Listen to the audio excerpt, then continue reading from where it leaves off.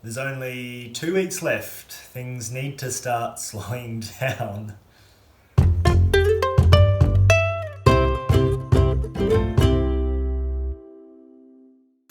Hello, you find me well rested. Something just happened that doesn't often get to happen on the trail. I just had a really nice nap.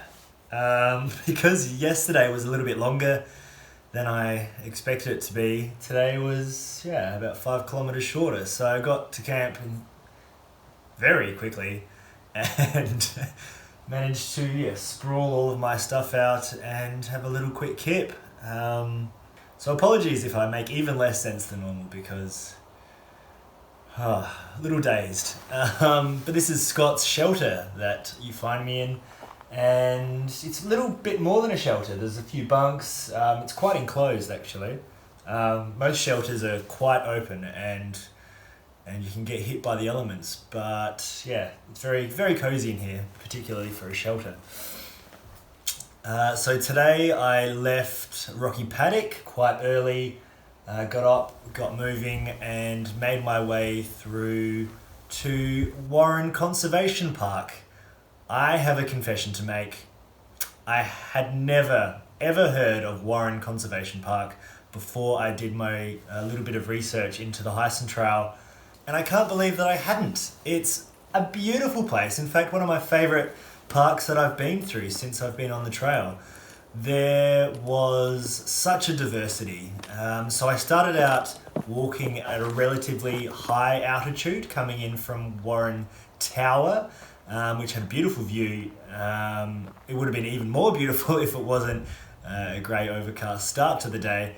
But then the path weaved its way through native bushland, and I haven't really experienced it to this degree on the trail thus far. So it was a beautiful, beautiful setting, and I'm 100% going to come back after the trail's finished. So from there, the track made its way down through a bunch of ferns, and because we're coming into spring, there was so many flowers blossoming of various different colours. There was yellows, there was pinks, there was purples.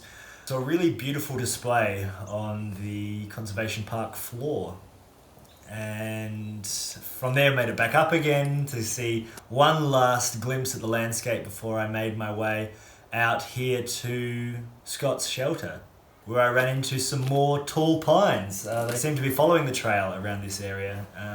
Forestry SA obviously own quite a bit of land out this way, but they make for some beautiful settings and some even better photography. So looking forward to peeling those images off my SD card once the trail's done. And then came here and crashed like a big old heap. But I'm going to be extra refreshed tomorrow when I start day 47, which is under 2 weeks until I finish the trail. And one of the questions I heard quite often throughout the socialising that I did in the Barossa Valley was, so what's next? What are you going to do after this? Are you going to go overseas? Are you going to stay in South Australia? What's the plan? And that's one of the epiphanies I'm still yet to have. So, I've got 2 weeks to have that epiphany pop in my head. But I'm not really worried at this point, even if I don't figure out what's next. There's plenty of options, and that's a great thing. So I've just got to ride it out and see what happens after my body heals from all this hiking. But plenty of naps will have that healing done quick smart. So I'll talk to you tomorrow. It'll be a 21-ish kilometre day, so no more kips unfortunately, but plenty of good landscapes I'm hoping. We'll talk to you then.